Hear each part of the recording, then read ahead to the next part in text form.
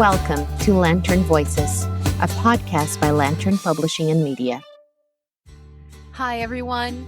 Welcome back to Lantern Voices, a podcast by Lantern Publishing and Media. My name is Louisa, and I'm your host for today's episode with authors Anouk Frolic and Joanne McArthur. Anouk Frolic is an illustrator and visual artist. She's the author of the Be Kind Alphabet, a book that we published here at Lantern in 2023. It was actually one of the first books that I got on my welcome package when I started working for Lantern. And she, if you know her from Lantern Voices, you're not mistaken. She has been one of our guests here. I think it was episode 2 or 3. Episode 3. Yeah, episode 3, season 1. It was an episode with Anouk Frolic and Cheryl Moss. They were talking about writing vegan books for children. The Be Kind Alphabet is a vegan alphabet book directed to parents who want to introduce the idea of compassion for the animals in their children very early on. And even for folks who haven't been raised vegan, or even for people outside of the movement, it is a lovely book that in which each letter represents a different animal and talks a little bit about their experiences, how Anouk imagined them, and the struggles that they're facing in this world. Joanne McArthur, if you're part of the vegan movement or the animal rights activism in general, you probably already know who she is. She is a true powerhouse. She is a photojournalist, and she's credited to be the founder of the animal photojournalism genre by a few mediums.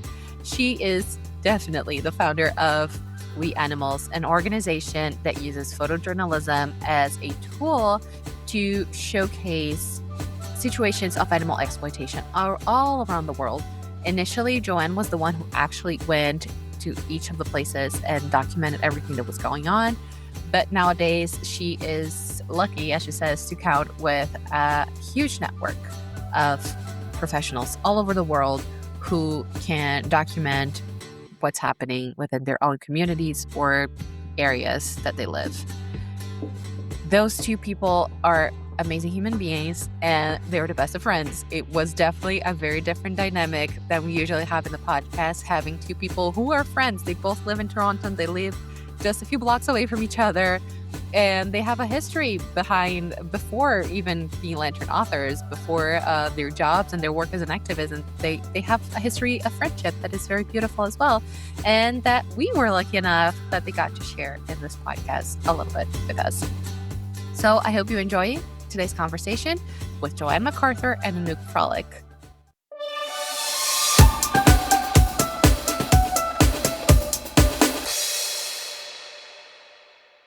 Anouk, welcome back to Lantern Voices. Thank you. Joanne, it's a pleasure to make your acquaintance. Welcome to Lantern Voices. Happy to be here. You both are in Canada right now. You both have met before this podcast. You're both Lantern authors. And you just mentioned before we started recording that you're just blocks away from each other, but you're meeting on Zoom. So, how long have you guys been friends? Where did you meet? Oh my gosh. 15 years, do you think? Yeah, something like that. When I was trying to think back to one of the first times I actually had Jo in front of me, I'd heard of her before, but I'd gone to some arts market in the West End, and she was standing there with all her beautiful portraits, her photography, she had a display, and I walked by and I just felt like an instant connection when I met with her. I was with a friend who was very, very chatty, and then Jo and I connected afterwards and became fast friends, found out that we lived literally blocks from each other. So yeah. And a lot of vegan burritos ensued, and walks gossip and trading ideas and talking about our careers in art and the highs and lows of that. Yeah, and just watching you blossom, your company and We Animals has just gone pachoo, whereas I got into marriage and kids, and my trajectory is a little bit slower but steady, plogging on. Both are different. Yeah. I'm a huge fan of Anouk's work. The talent is so keen and rich and unprecedented to me. And then the things that you do with it. Yeah, I love the memory game. I know I love that you make books. You have a vision for your work. You're not just here's a drawing. It's that when you make something beautiful. That's the beginning of the story. That's like now it's like you have to get it out into the world and marketing and branding and yeah, you're Oh, on it. Joe, you're making me blush. Well, when you met, you already in the art circuit. What got you both interested in visual arts? Because photography, yes, it's a form of visual art as well. Into the arts or into arts and activism. For me, I lived in California in the 90s, in my mid-20s, and I worked at an animal rescue place called, oh my gosh, it's actually no longer, I can't even think of it at the moment, but they had a lot of animals from film as well as indigenous species, and I worked with the indigenous species, like rehabilitating squirrels and raccoons and deer that were found on golf courses, and when I came back to Canada, and I was still sort of I graduated from art school, and I was like, "What can I do with my art that will also be a voice for the animals?" Because I'm just an animal since forever that I can remember. I've been rescuing animals and loving animals and not eating animals, and I just, the idea came up to do a memory game about endangered species and, like, trying to teach kids, about their footprint on the planet and things that they could do to help, and so I just started creating that, and from that, it spiraled, like, I ended up having my own company and da da da da da. So, yeah, just, finding a way to utilize my imagery to speak for me rather than just my voice. Yeah. Yeah. Hey, same answer. Same answer for me. Different trajectory. But I've always been obsessed with looking at photos. That has always been, almost more important than making pictures. And I was very interested in conflict photography, humanitarian photography, and trying to figure out through visuals, try to explain through visuals, like why we are the way we are, why we are so violent and so empathetic and loving is quite complex. Mhm. And, but I always had a concern for animals. People hear what I do and they're like, oh, you must love animals. Like, well, yes, but I also, like, more importantly, to them, have a concern for animals. Mhm. And eventually I realized that, there's a major conflict against animals, and that was extremely underreported. So I created a personal project called We Animals, started traveling all over the world, saving up my money to, go do investigations with animal rights groups. And then I needed to get strategic about all those photos. They were just accumulating on my hard drive, and people were asking for them for their campaigns, and I'd say, "Oh, I can send it to you via email in 3 months when I'm back from Africa." Not good. So, strategy became, the focus. How can I get these photos out for free to help animals? Created a stock site, started fundraising, started hiring. I'll pause there, though. Well, I won't pause there because I do wanna say that We Animals is now a nonprofit organization. It has 14 staff and over 180 contributing photographers. So I am Amazing. no longer flying all over God's green acres to take photos. I'm, running the organization and meeting with you 2 and doing interviews and talking about animal photojournalism, this genre that we created. And it's gorgeous, gorgeous. It's so unfortunate that I couldn't bring both of your books with me in the plane from the US, but they're nicely kept there, so eventually I'll be able to bring them back. But I love it so much. It was one of the first few books that I got when I started working at Lantern. They shipped us some books like a welcome gift and it was one of the first ones. Oh, So sweet. yeah, gorgeous art, gorgeous photographs. It's just amazing what you both do. And since we already talked about what got you into the fight and what got you into the fight specifically with art, I wanted to ask what makes you continue fighting? Was there anything that you saw? What was the latest thing you saw that encouraged you to continue working for the animals? I don't know who wants to go first. I was like, I'll just jump in, but I can't really. Joe looks so Yeah. small in my. Do you want to go first, Joe? Sure. I continue because it's working, and we have proof of that at We Animals every single day. The volume of feedback that we have from people about how our stories affected them, how an image that we shot encouraged them to stop eating pigs or stop eating fish, or to start donating or using cruelty-free products. The volume of feedback I've had over 20 years is immense. And, we collect data on that. We look at the number of images that are downloaded every year. It's increasing. Um, More people are calling them animal photojournalists. That's not something that was happening 5 years ago. And so we are seeing the images have an effect on people and for animals ongoing. Having said that, I want to say that culture shifting is what we do. We do affect short term campaigns with our investigations, but largely the work is going into the zeitgeist and it's educating people. It's getting out into the world through humane educators, um, through artists. Hey, so I gave a talk at Cornell University a few weeks ago, and I told the story of a bear who was rescued from bear bile farming. An artist sent me a painting. Oh, wow. Yeah. Beautiful. Photo. It's so stunning. Oh my gosh. Um, so speaking of art, so Mhm. yeah, culture change. It just takes time. And so why am I sticking with it? Because I'm in it for the long haul, because culture changing takes time. It takes decades and it's going to take much longer than my lifetime. And so what I want to do is set things up to grow so that more and more people can be part of We Animals, use the images, and help change culture and traditions. Hmm.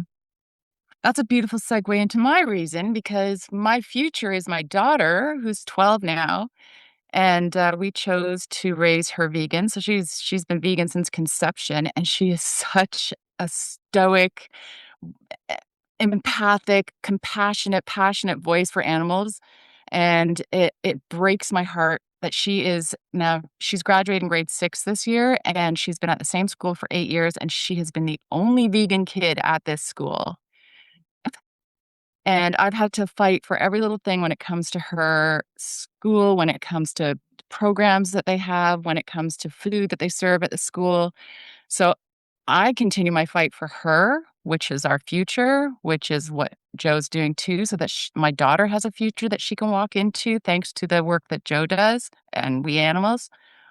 Um, and I mean, there's so many things. Like you asked if there's incidences. Well, I fight because I hate going to the grocery store every day and there is still lobsters in tanks, live lobsters, literally sitting next to frozen lobsters, like their brethren are right beside them.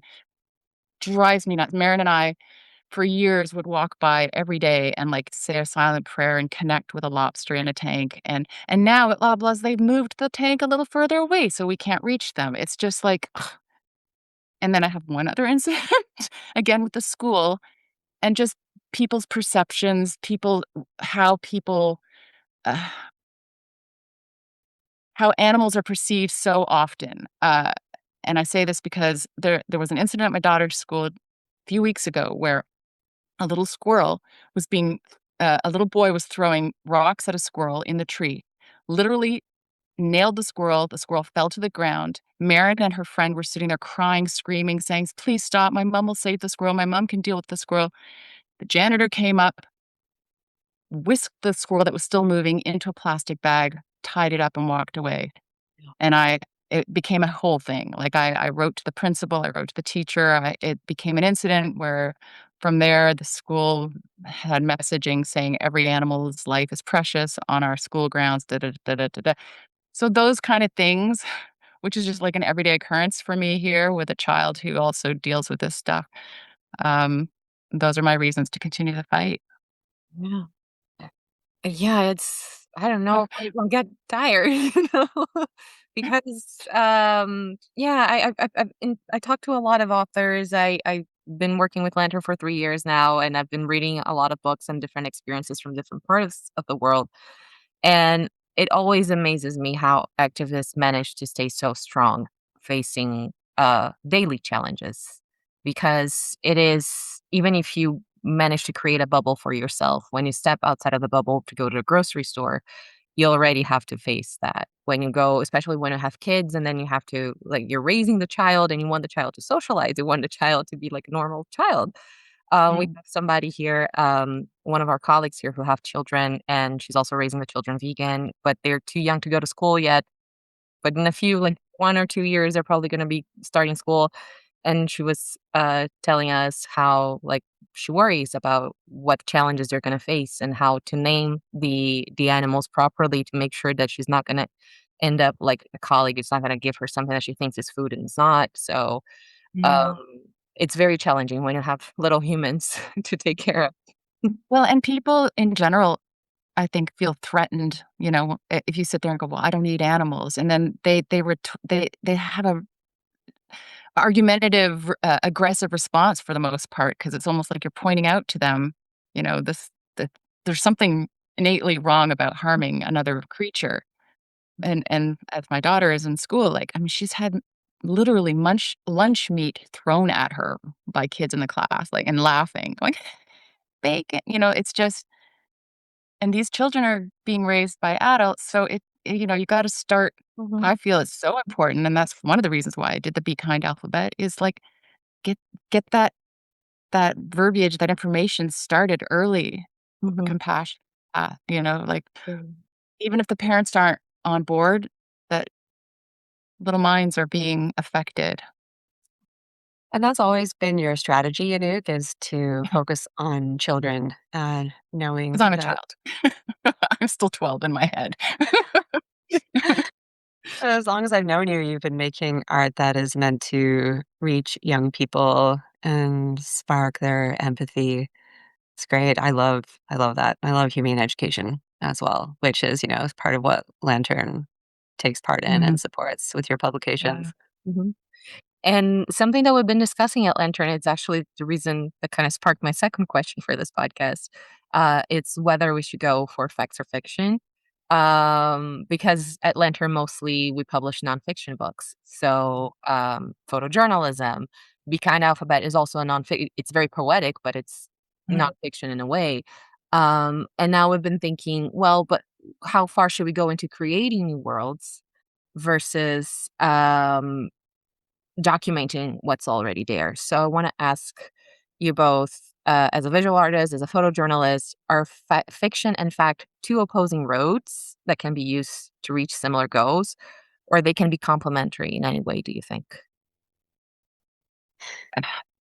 I find that they can be complementary. I mean, I obviously, my imagery is made up, from my head with reference to real animals and real situations, so I can create a fictional character that might be a little less jarring on the eyes if I'm trying to tell a story that is hard to digest and maybe make it digestible for younger minds to take in, make it more palatable.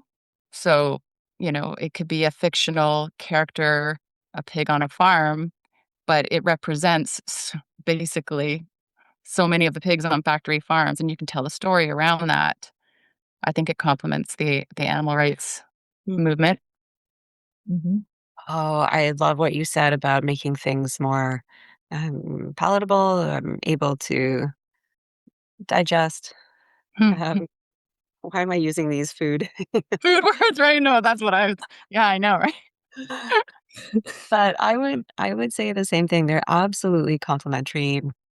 Fiction is a gateway for all sorts of creativity and ideas um, and development, intellectual development.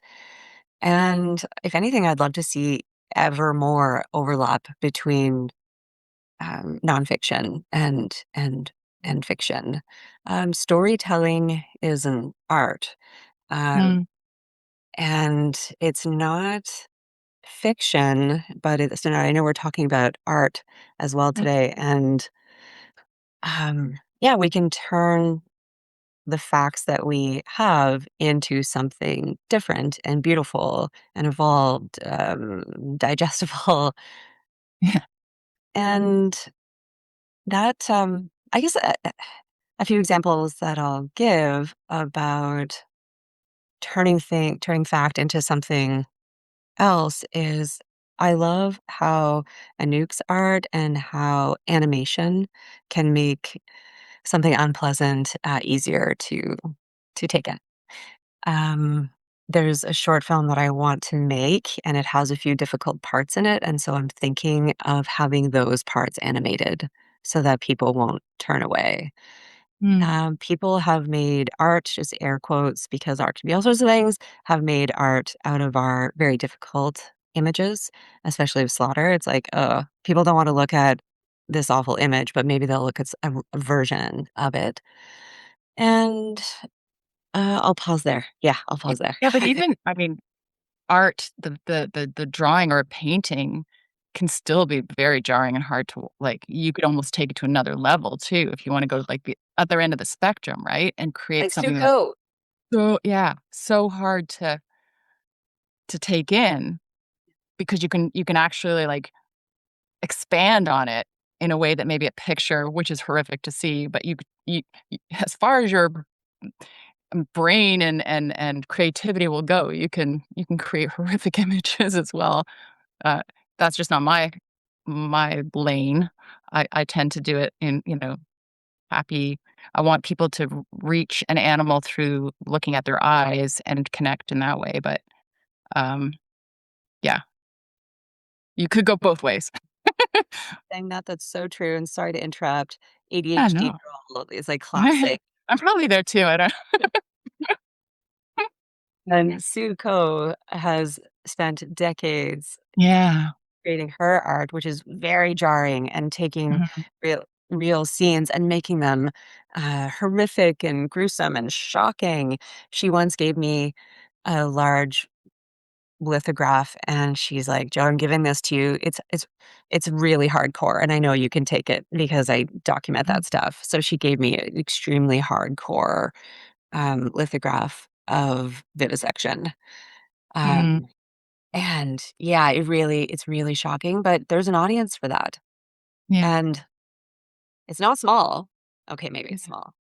Uh, well, and also the terminology, like fiction and fact, even just in how we talk about animals, our food animals, like it's more, again, here's the word palatable to say, I don't eat meat as opposed to I don't eat animals. People really regale against what do you mean animals? I'm like, well, that's what you're eating. You're actually eating a chicken, a cow, a pig, and oh, like again, that is the fact.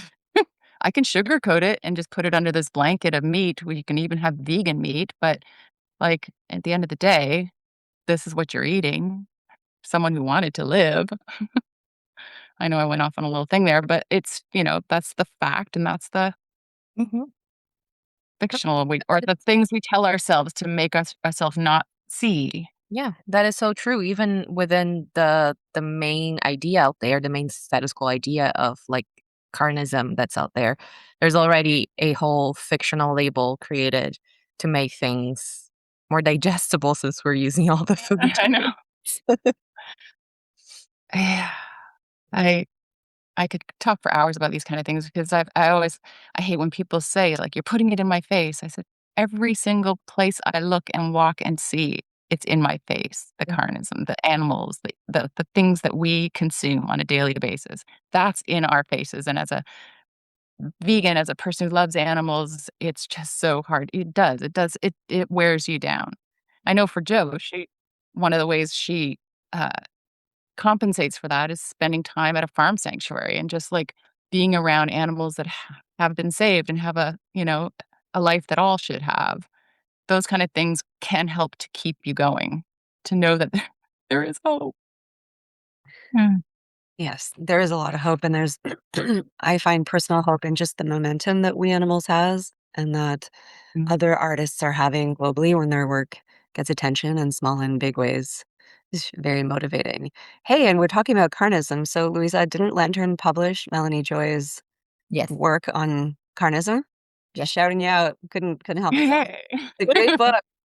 Yes, we did. We did. We have a few of her books, I think, but How to End Injustice Everywhere is the most recent one that we published for that talks about that. Yes. Hmm. Mm. And Melanie Joy is now writing fiction. Oh, See, there you go.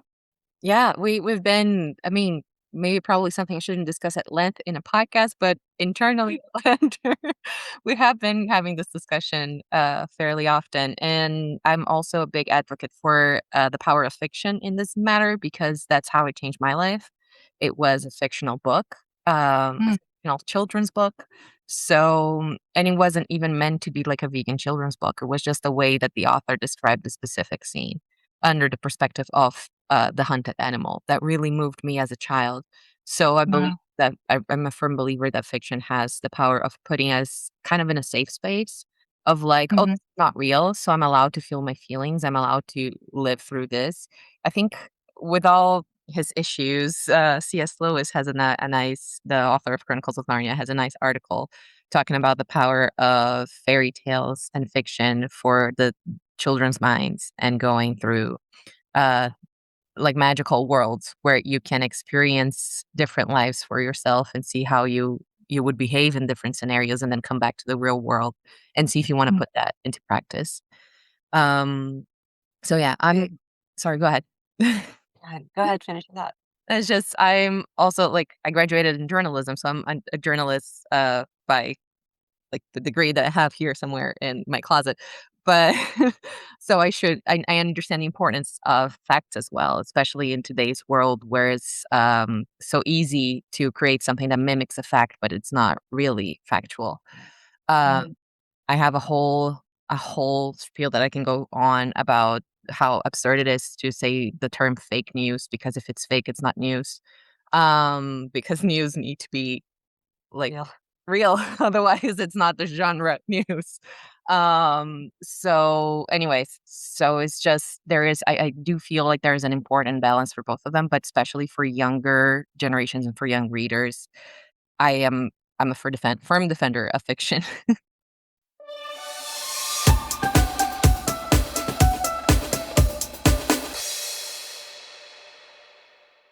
Lantern Publishing and Media is a book publisher devoted to animal rights.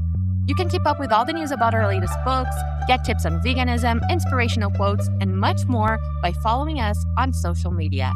We are at Lantern PM on Instagram and Blue Sky, at Lantern PM Official on TikTok, and Lantern Publishing and Media on LinkedIn, Facebook, and YouTube. Consider giving us a follow if you are on any of the social media channels. It really helps us grow our community and reach more people, sharing your message with the world. All the links are on the episode description.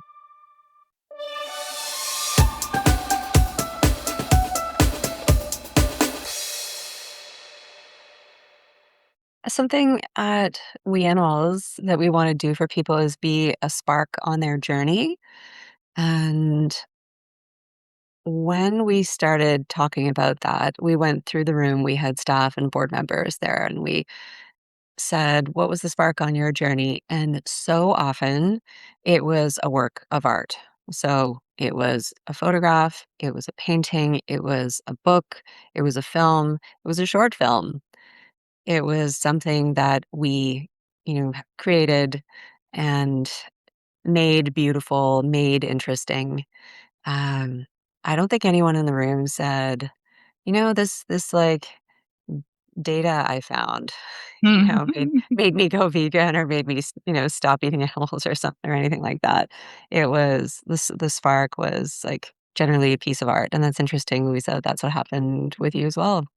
And one of the sparks on my journey was a book when I was a wee child called How Fletcher Was Hatched. And it's, an empathetic book about a dog and a little girl. Mm, And yeah, it was a spark on my journey. And that was a, children's fiction. mhm. Yeah. Well, I mean, didn't they did a study in the States somewhere saying that, like, human brains process visuals thousands of times faster than just reading a text, and it stays with you too, like, that that's saying, like, a picture is worth 1,000 words. It's true. There's so much that you can and that's great, and it's also scary. That's a whole other topic when I think of young kids today and the visuals they have available to them on YouTube and TikTok and all that sort of stuff, like, um, but yeah, Mhm. a visual is or a well-written story that creates that in your mind, but And I think sure, your immediate hit of a visual will stick with you. And it was mentioned, I think it was Joanne who just mentioned a few minutes ago in our conversation about storytelling and the power of storytelling. Mhm. So Mhm. storytelling kind of connects all of this fact, fiction, whichever lane you choose to go to. Um, what is storytelling for you? And how do you use it in the different mediums that you work with? I'll start. Well, storytelling is listening. Mm. Storytelling is wearing your journalist hat, your listening hat, your research hat. And in photography, it's not so much being so attached to like a thing that you want to create, a photo that you want to create. You're going to an event, you're going to a factory farm, and I'm like, I'm going to take this photo and I'm going to get out of there. No, you have to. Storytelling is listening and what are the workers saying and what are the animals saying? What are they trying to express? What are the activists you're with doing? You have to be a sponge for information in order to then weave that into and produce a good story. Dang, you're eloquent, kiddo.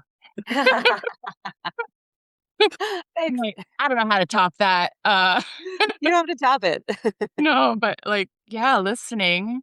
I can see listening to and then through all that information gathering, being able to produce an image or a story around what you have taken in as well, like, to relay that in a way that, um, can reach other people in their hearts and minds. Uh, for me, storytelling with my imagery has always been through the eyes of the animals that I draw, and I don't even think I really did it with that much intention, but over the years and years, to people telling me that they they see so much in the eyes of an animal that I've drawn tells me that the eyes are telling the stories. Like, you have a sense, you're welcomed into the image through the eyes of whatever your subject matter is, and then the story gets told through the eyes of that animal or human. Yeah, Yeah. see, and you, yeah, I'm thinking of a lot of the animals that you have looking out at us from your paintings. I mean, They're always looking, and they always have a little side glance or and Mesha right behind you, like, there's so yeah, many ways you could bring in that painting into this yeah. conversation, like, do it because with every question, I wanna like, point to that painting. Yeah, I did a series of, yoga paintings of my heart dog, and she's in all sorts of contorted positions, but always her eyes are right on the viewer. Yeah. So interesting. That is so interesting and so good for the teaser of this podcast, both things that you just say. Um, and we were talking about before the power that art has to touch people, to provoke that very important spark. And in your opinion, what is the importance and what is the role of art in animal protection? Well, it sort of feeds into what we were saying too, like, I just feel like art can work as a create a direct connection between the viewer and the subject. Like it can give you a direct hit to your heart. And hopefully when it affects your heart, it'll affect your mind. And if there's a story that goes along with it that maybe uh, prods you on to care more. And when you care more, then you do more and you act. And I think it can be a great gateway to the sparks that you had when you were a kid reading that book, that Joe had when she was reading the book, like that. Yeah, I find that art is the gateway drug to working for the animals. I'd love to add to that and say that art is essential. Yeah. Art is an essential piece of the puzzle when it comes to animal liberation, and we must not forget that, and when I say we must not forget that, I mean anyone who's working in animal advocacy, um, at any level of campaigning, and I have the data to back that up in this fantastic book. Do you remember Ah, this look at book? you. art works. How organizers and artists are creating a better world together. One of the premises of this book is that too often campaigners create a whole project, and at the very end, they're like, oh, we need some art.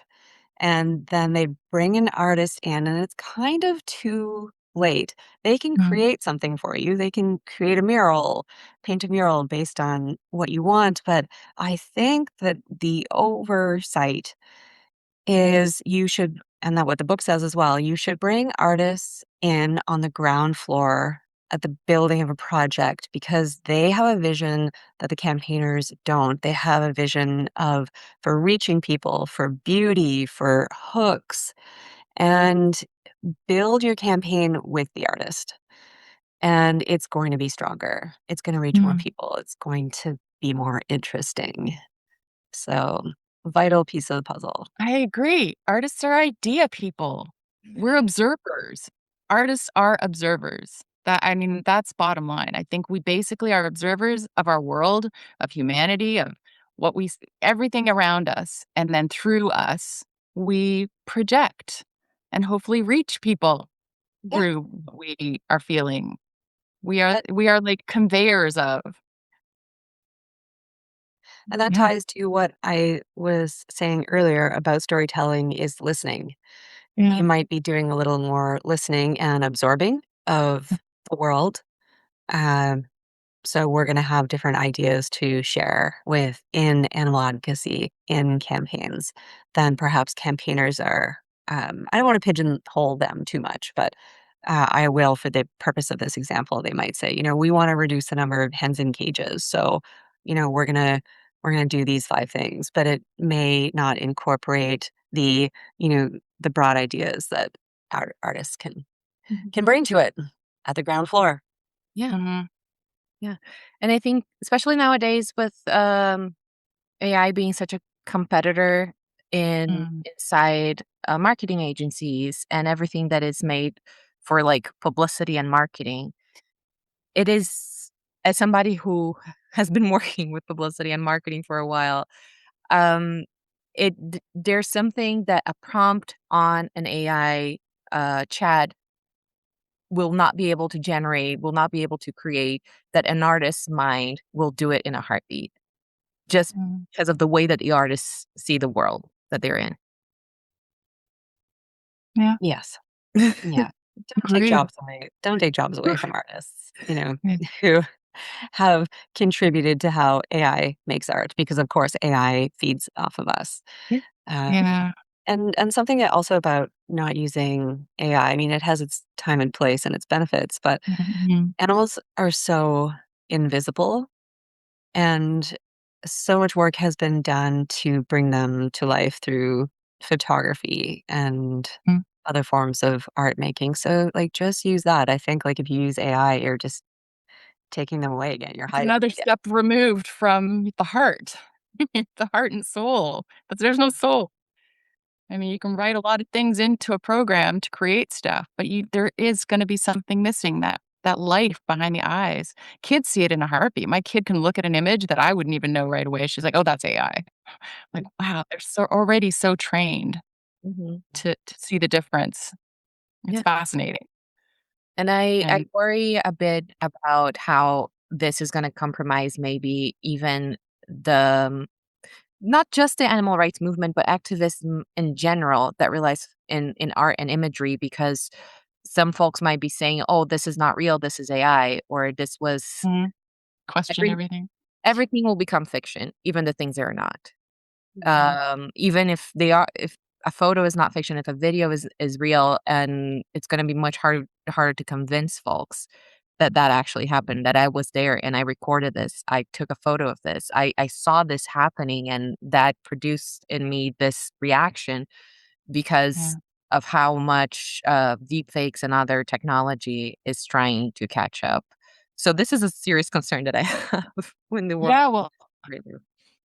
and it create 'cause we're I think generally people are lazy, and it's gonna create you're gonna have to dive deeper and find the facts, and you don't just take that for granted. Where did that come from? What's the source? Who's gonna really do that? Follow the the not paper trail, the whatever, either internet trail, the online. For the most part, people are like, oh, I got a sound bite. I got a quick little visual, boop, and on to the next. And they've created a belief that is probably not based on fact. Yeah, it's disturbing. I agree it has its place, but, also critical thinking. I disagree with you both in some regards, and it's that I believe that and see that people don't want to be lied to. They don't want to just believe in, AI. They want to be able to identify, Mm, this is fake. On the one hand, we want to reinforce our beliefs with outside information and therefore believe things. But on the other hand, we're also being quite vigilant about um, what is visually produced with AI. And I see, just like Marin is like, oh, that's AI. I'm not mhm, believing that. I'm like looking for it. I want to spot it. I mhm, don't want to be lied to. People don't want to be lied to. I think that's mhm. universal, and so they are on the lookout for what's fake, so that they won't be duped. Okay. I guess, yeah, they could be on the lookout, but at the same point, it's like, okay, so, but if they don't know the truth, then it's going to take extra effort on their part to, dig a little deeper. Who's going to do that? I don't know. Like, I'm just, it's more like the masses who I feel just consume, consume, consume, sort of almost like zombie like. Yeah. I'm just talking social media at this point, but yeah, we need to keep building generations of critical thinkers and people who question what they're looking at and question the information they're getting. Yeah, we do. So I agree with you too. Like I, I see that, but I feel that I guess I have a rather depressive outlook on people being lazy when it comes to being online Oh, for the most totally. part. So too. Mhm. Uh, I'll I'll add that with technology and photography and cameras and how images are recorded, um, companies, stock agencies and camera companies want to ensure that proving the image is real is a bulletproof process, and so they are, building that into, um, what they put out into the world. So Mm. we will have proof. It's like invisible watermark, you know, Right, right. a proof that the image is real. So we shouldn't ever have to fight to show that our images, Yeah. also, animal abuse are fake. We'll be able to prove that they're not quite easily. Mm, Oh, that brings me hope. That brings me a lot of hope because technology is not that bad. Technology can come to serve and be helpful. And that's mhm, what it should be doing all this time. So it is nice to see that there is a movement to make sure that we're not going to be easily tricked. I'm not as young as your daughter, Anouk, so I don't have that radar super yeah, sharp. Like my sister yeah, is as old as your daughter, so she has the mm, very sharp radar as well. She sees some videos sometimes, and she's like, "No, that's AI. I'm not going to follow that. I'm not going to like that. I'm just going to move on." mhm. Meanwhile, my parents' generation are just sharing AI on the WhatsApp groups of the family, and they don't even What know. do you mean it's not real? So I'm a little bit in between, and it is very, it eases my heart to know that there's people out there, there's folks in the photography industry, in the video capturing, image capturing industry where, like, social media is so much based on imagery nowadays, Yeah. that they're working to make sure that we know, um, that we can trust the people that we always trust, if that makes Mhm. sense. Yeah. Mhm.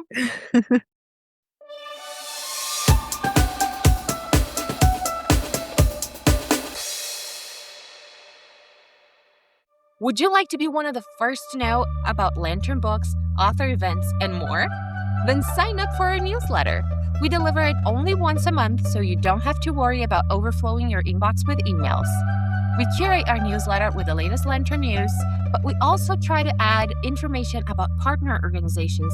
That way, you can get to know about a new sanctuary or other activist organization every month. Go to the link on the episode description to know more.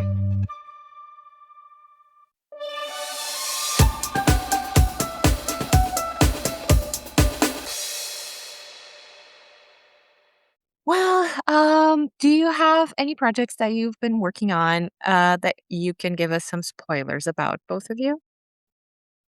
I, at this point, don't have anything concrete. I'm I identify as a lifelong artist, so I started out with music, art, visuals. Now in my 50s, I am acting, so that's taking up a lot of my time right now. Although I have been discussing with a couple of other animal rights people who are as well actors, to create to write our own, like, very often, if you want work, you gotta write your own work. Create the work. So there are discussions amongst a few of my friends, creating a film around an animal rights situation. So that's all I can say. That's fantastic. Mm. And I you you're gonna say I'm wrong, Anouk, but Mm. I think you have a bit of a okay. I think you have a bit of a blind spot about, like, your productivity, but I'm glad that you led with you being a lifelong artist because Yeah. you really are. So I know you've had many moments of intense frustration about not Mm. having time or inspiration to create art, but, like, you literally are art. Yeah, that's how you think. You know? So don't be hard on Even yourself. in the cute little lunches I make. Yeah? Yeah, I always have to make lunch pretty for my kid at school. There, Anyway, your yeah. pretty vegan lunches every single day are art. Take that, meat eaters, animal eaters. But I was Joe, what have you got to what's down the pipe with you? well, me is not just me, it's we Mm. animals. It's this organization that Mm. has people on assignment all over the world, all the time, and we tend not to talk about them until they're done, but we focus 80% on farmed animals because they are just so invisibilized. Is that a word? People use it. Yeah, I'm here going it is with now. it. And so on the go is regular assignments and campaigns and short films. And for me personally, um, I I mentioned earlier that I've always been obsessed with looking at pictures, and that makes me a good photo editor, makes me a good photo critiquer, and Mhm. that's very useful to our photographers. And And I've had a lot of practice doing that. And so something I'm doing more of, more than ever, is mentoring photographers. And I know what a short mentoring session can do. It can really change your career. An hour with a photo editor who's going to be kind and direct Mhm. about what you're missing and the direction you need to go and your blind spots and things like that. So I'm personally doing a lot of mentoring, really enjoying it, uplifting other people's work. And Anyone who gets to spend an hour with you is so fortunate. So yay, I love that. I'm jealous. and then a little spoiler is that we are going to make another book. We are going to make another great big photography book. Our last big book was Lantern affiliated. You are our Mhm. distributors. I have that one. 40 Got that one. photographers. It's a 5-pound book of conflict photography, which is also where I started, against animals. And anyway, that's a very expensive book to ship. So we are going to make a big kick-ass book, but not 5 pounds, like maybe 3 pounds, so that people can afford to ship it around the world. And gosh, but yeah, that's up ahead in the next 2 years, I'll say. Um, Joe just keeps showing pictures. Well, I feel like I need to plug my book for 1 second. Here's yeah. here's basically what my book looks like. Like, that's a page. There'll be, a Seussian type poem and then the image. So there. Little plug. Yes. Glad you did that. I'm horrible at doing that, but yeah, did it. And we always put on the episode description, we always add the link to our ebook store because unfortunately we can't control the all the other stores out there. but we can't control our ebook store. So because our podcast listeners are amazing and they usually listen to the very end of the episode, we usually give them in the outro a special discount coupon for the ebook versions. So, because I don't know, whenever I listen to podcasts, I get excited about the book they're talking about and I want to read it. So if folks want to read it as well, it's going to be at the ebook store. Also, to make it easier, I had to travel internationally with my Lantern books, and Hidden was one of the books that I couldn't bring. Because the the the airline, There's your luggage allowance right there. yeah, they were like, Don't "No." worry. Um, but also there was a fun moment with that one because, I work with Megan, who is also doing social media here at Lantern and marketing and stuff. So we kind of share books between us. She has some, I have some, and we do that. And she didn't have Hidden yet, so it was like, "Okay, I'm gonna leave this one with you, and you keep it with me until I see you again." So we got to hang out with her husband, her kids, and we had, like, a fun date made out of it with the excuse of just, like, handing over the book, you know? Perfect. Yeah, that was quite fun. Well, um, sorry, do you have anything else? Because I'm ready for the last and final question. Sock it to Mhm. us. Well, I usually like to give our guests the opportunity of promoting projects, events, campaigns, anything you would like community support with. So, if there's anything coming up in the next 3 months, I would say, or into the fall, because that's when the episode will drop, probably in August.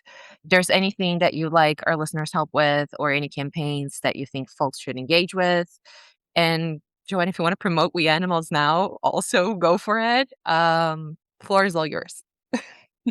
Mm. Well, Anouk's shaking her head, and I want you No, to yeah, prove like, I don't have anything off like, that question was like, I don't know, I was gonna leave it up to you. I'm sure you have a million things. I want you to promote your book again. It's such a wonderful, thoughtful, fun, sweet book. Anouk, go for it. What? This thing? Yes. Oh, Joe. Um, I don't know. I just want people in general to walk around the world with their eyes open and their hearts and just be passionate about what they believe in and speak out. Um, yeah, if you've got kids in school and you're not happy that they're getting flyers from, like, here in Canada, it's like the dairy industry. I fought against flyers coming in from the egg industry. Like, there's just it's nonstop. So I don't know. I mean, we're reaching audiences probably who believe the same or feel the same way we do. So just to keep active in your communities, keep active in the people that you touch every day, and do it with gentleness and kindness and not judgment, but like, just how you walk through your day as a person. That's just my plea to everybody out there. Just be careful and be aware that what you say and what you do, how it affects other people. So yeah, just walk gently with purpose. Peace out. Such a I love that. It's so actionable. It's so Mm. local. It's just like what we can do, Grassroots, baby. what we can do every day. Did you say grassroots, baby? Yeah. Yes. That's good. That's good. We're complimenting each other Yeah. because my you've covered like what we can do, and I'm not sure I would have thought to do that. I'm gonna go right to like things that We Animals offer, Mm. and they are offerings to photographers and to anyone helping animals. So just mention a few things.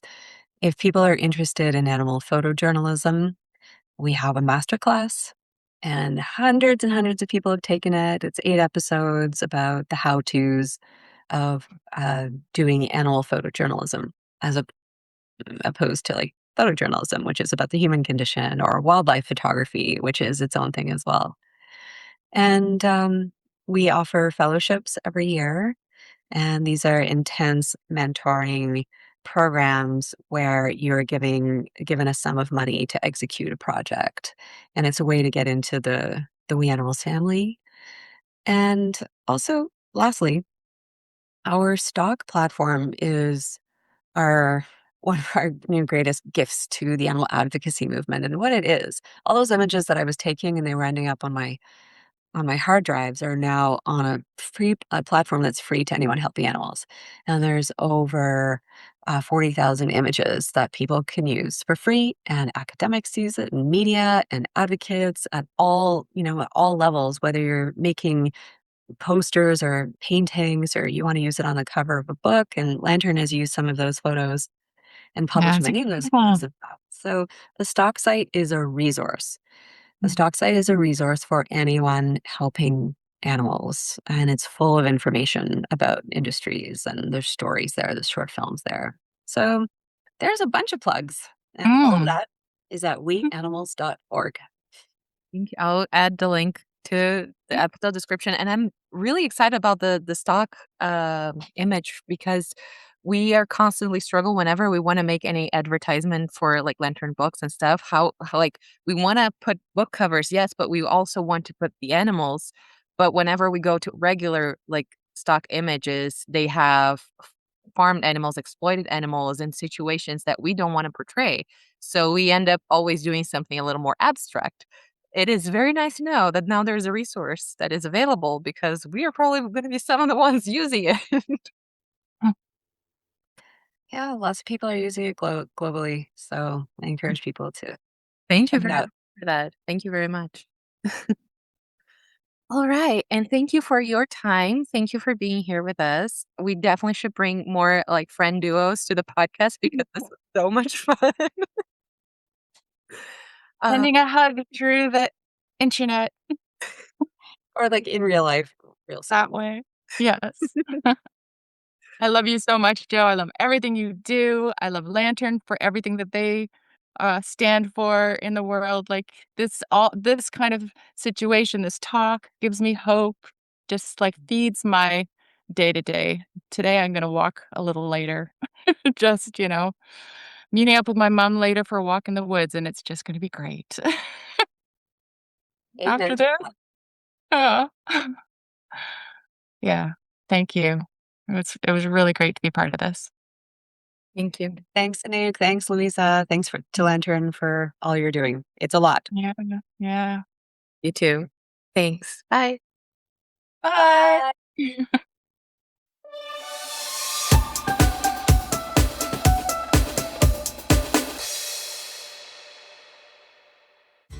Thank you very much for joining us in conversation with Anouk Frolic and Joanne McArthur.